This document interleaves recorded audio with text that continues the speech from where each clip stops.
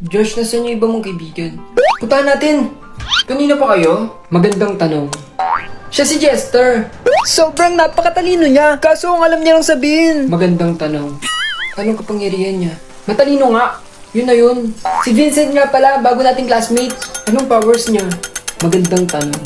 Patahimikin niyo nga to. Kaya niyang magtanggal ng powers gamit ang titig niya. Ang bastos! Ipakilala mo na ako. Ako muna. Siya si Jello, kaya niyang palakihin at palitin ang katawan niya. Ano yun? Ipapaliwanag ko mamaya. Tara na. Teka, pakilala mo muna ako. Titignan ng mga headmasters ang powers natin. Sila ang magsasabi kung saan sa apat na pagpipilian tayo ilalagay. Ano yung apat na pagpipilian? Magandang tanong. Ang mages, ranger, combat, at hero ang pinakamalakas. At kasama dun ang grupo nila Lucas. Kailan mo ba papakilala? Magandang tanong. Sa next episode